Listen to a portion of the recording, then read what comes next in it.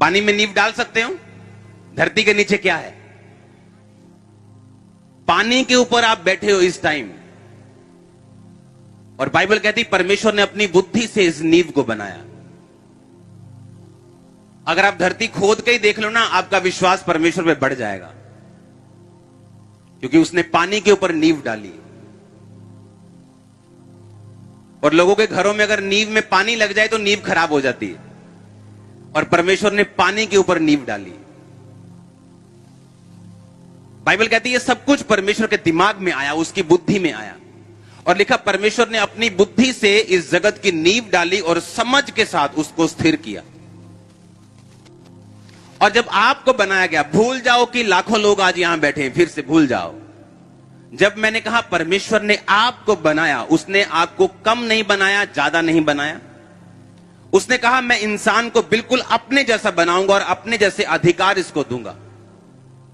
और बाइबल कहती परमेश्वर ने आदम को बनाया और अपने जैसा बनाया। जब परमेश्वर ने आदम को बनाया तो स्कॉलर्स ये भी कहते हैं कि वो बिल्कुल परमेश्वर के जैसा था, उसका कद, उसका फेस, उसकी बॉडी, बिल्कुल वो अपने समान परमेश्वर ने बनाया। और सिर्फ शारीरिक रूप से अपने समान नहीं बनाया, आत्मिक रूप से और दिमागी रूप से भी अपने समान बनाया। आपके शरीर का कोई भी हिस्सा डॉक्टर उसका ऑपरेशन कर देता है आराम से, लेकिन अगर उसे दिमाग का ऑपरेशन करना हो तो डॉक्टर बोलते हैं कि गारंटी नहीं है, क्योंकि दिमाग में लाखों करोड़ों नाड़ियां होती हैं। ये छोटा सा दिमाग जो सिर पे है, ये कुछ पाउंड का, इसमें लाखों नर्व्स हैं, जो डॉक्टर बोलते हैं कि इसको ऑपरेट करना सक्सेसफुली ये परमेश्वर का ही काम है, हम सिर्फ कर सकते हैं।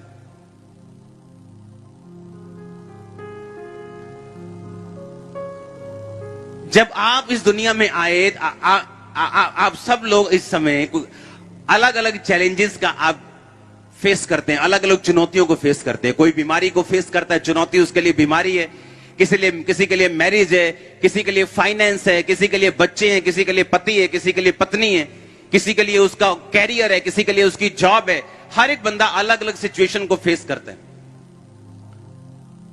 और परमेश्वर आपको जानबूझ के ऐसी स्थितियों में और परिस्थितियों में डालता है जहां पर आपका कोई भी काम इंसान नहीं कर सकता, डॉक्टर नहीं कर सकते, मेडिकल साइंस नहीं कर सकती, आपके माता पिता तक भी वो काम आपके लिए नहीं कर सकते।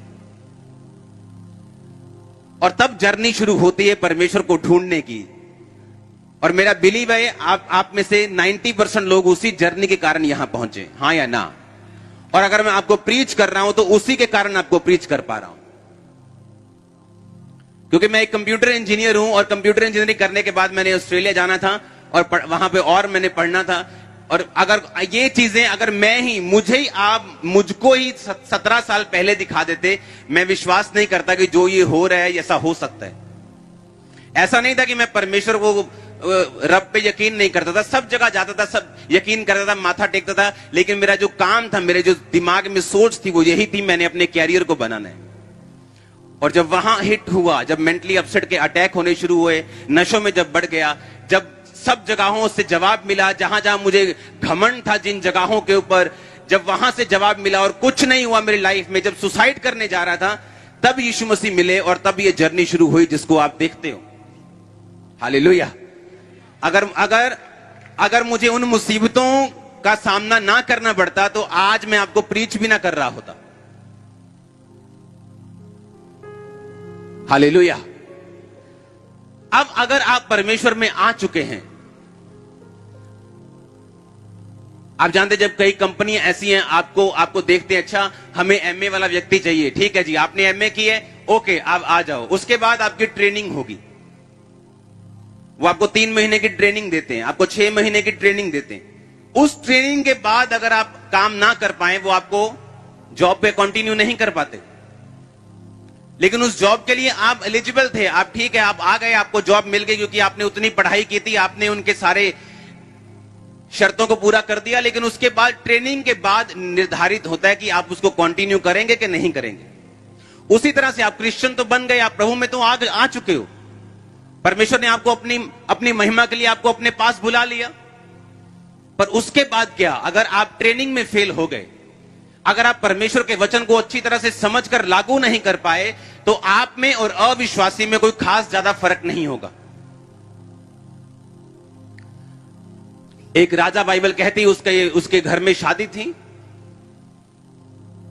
और उसने सारी शादी का इंतजाम कर लिया, खाना कर लिया, सब शमियाने लगा दिए, सब कुछ सेट हो गया और उसने सब कहा कि जितनों को कार्ड भेजा हुआ है, इनवाइटेड लोग हैं जितने, उन सबको बुला के लेके आओ, मेरा घर तैयार है, चलो पार्टी करते हैं।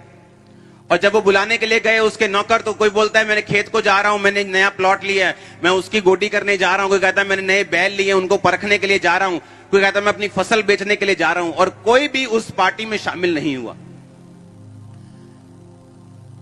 राजा को गुस्सा आया, उसने उन लोगों को मरवा दिया और राजा ने कहा लेकिन मेरा घर तैयार है, मेरे पशु मारे जा चुके हैं, अब जाओ और चौराहों में जाकर लोगों को ऐसे लूले लंगड़े सबको पकड़ के लेके आओ।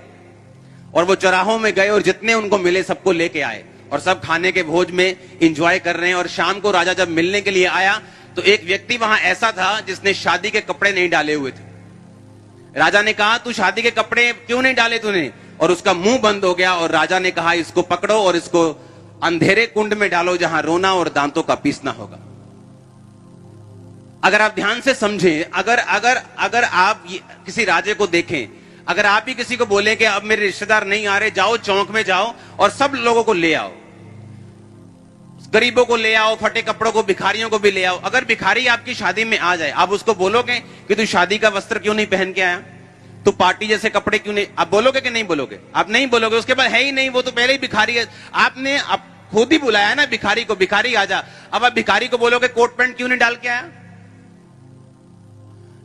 क्योंकि पुराने टाइम में अगर राजा किसी बंदे को इनवाइट करते थे और उसके पास कपड़े नहीं होते थे तो राजा अपनी अलमारी से उसको कपड़े देता था।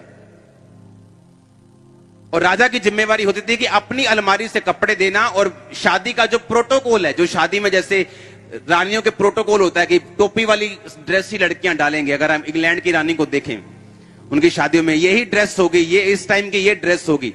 तो वो सारी ड्रेस राजा बांट रहा था, बांटने के बावजूद भी वो बंदा ड्रेस नहीं डाल के आया और इसी कारण उसको सजा मिली। अब आपने कौन सा भला काम किया, या मैंने कौन सा भला काम किया कि हम परमेश्वर ने हमको चुन लिया? कोई भला काम नहीं किया। हम तो विरोध करने वाले थे परमेश्वर का, उसको बुरा बोलने वाले थे, नशा करने वाले, गलत काम करने वाले, गालियां देने वाले। तो कौन सा भला काम किया कि परमेश्वर ने अपने भोज में हमें शामिल कर लिया? कोई नहीं, उसकी ग्रेस से हुआ, हाँ या ना? पर अगर हम उसकी ग्रेस से उसके भोज में शामिल हो गए हैं तो उसके दिए हुए धार्मिकता के वस्त्रों को पहनकर शामिल हों। नहीं तो वो राजा क्या करता है, गुस्सा करता है कि मैंने तुझे तेरी काबिलियत के अनुसार नहीं बुलाया, तू पापी था, मैंने तुझे अपने पास बुलाया। पर इसका मतलब यह नहीं है कि तू पापी था तो मैंने, यीशु मसीह ने कहा मैंने तुम्हें अपने पास बुलाया, तू अब भी पापियों की जैसी हरकतें करे। हालेलुया। अब तुम्हें धार्मिकता के वस्त्र पहनने और भोज में शामिल होने, हाँ या ना? नहीं तो जब परमेश्वर देखेगा कि मैंने तुम्हें अपनी महिमा से बुलाया, तू पापी था, गलत काम था, चुगली का निंदाखोर था, मैंने तुम्हें अपने पास बुलाया, लेकिन फिर भी तूने इस बात का शुक्र